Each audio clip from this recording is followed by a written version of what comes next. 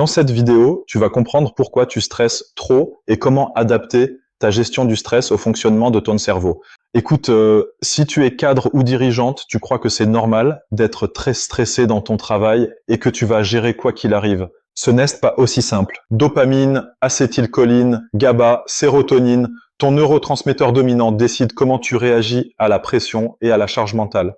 Et tant que tu ignores ton profil, tu luttes contre ta biologie. Reste bien jusqu'à la fin. Je vais te dire quel profil finit le plus souvent en burn-out et lequel a un bouclier naturel contre le stress sans même s'en rendre compte. Tu risques d'être surprise. Si tu as un profil dopamine, tu adores les défis, les gros projets, les situations à haute intensité. Nouvelle mission stratégique, tu fonces. Mais remplir un reporting, faire le suivi, tu repousses. Ton cerveau est câblé pour la récompense rapide, la nouveauté, le challenge. Quand il n'y en a pas, ta motivation s'effondre. Tu te traites de paresseuse, alors que tu es juste câblé pour l'intensité. Tu peux travailler jusqu'à 23 heures sur un gros deal, mais tu repousses le rendez-vous médecin depuis 6 mois. Et en amour, ce n'est pas le manque de sentiments qui sabote ta relation, c'est l'ennui. Si tout devient trop stable, trop prévisible, ton cerveau décroche. Mon conseil, transforme tes tâches chiantes en mini-défis. Timer de 10 minutes, jeu chronométré. Ton cerveau adore la pression courte et intense. Si ton profil est acétylcholine, ton cerveau est une centrale de traitement ultra rapide. Tu gères plusieurs flux en même temps, là où les autres saturent.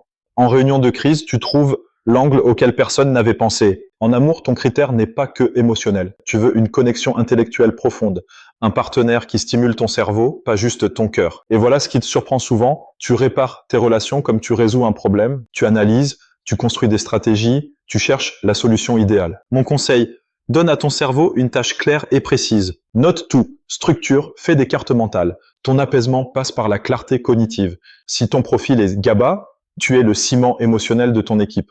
Tu apaises, tu temporises, tu arrondis les angles.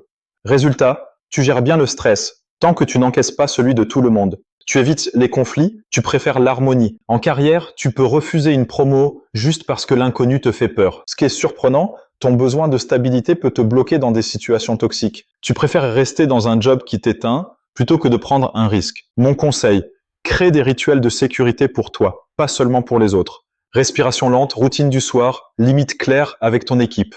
Enfin, si ton profil est sérotonine, tu as un fond de stabilité émotionnelle très fort. Tu rebondis vite, tu relativises, tu vois le verre à moitié plein. Ce n'est pas juste ton caractère, c'est ta biologie. Fait étonnant, cette stabilité psychique soutient aussi ton corps. Meilleure récupération, meilleure immunité. Et tu vis naturellement dans le moment présent, sans effort. C'est un réflexe. Mon conseil, protège ton sommeil et tes routines.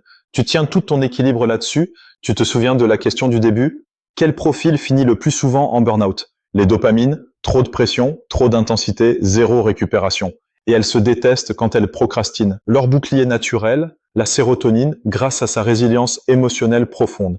Mais aucun profil n'est condamné. Quand tu connais ton neurotransmetteur dominant, tu adaptes ta façon de travailler, de te reposer, de réguler ton stress. Alors, note en commentaire ta nature. Dopamine, acétylcholine, GABA ou sérotonine est ta plus grande source de stress au travail. Je te répondrai directement avec une piste personnalisée à explorer pour gérer ton stress. Abonne-toi pour des stratégies adaptées à ton cerveau, pas des conseils génériques. Like, si cette vidéo t'a aidé à arrêter de culpabiliser, tu mérites de réussir en te connaissant mieux.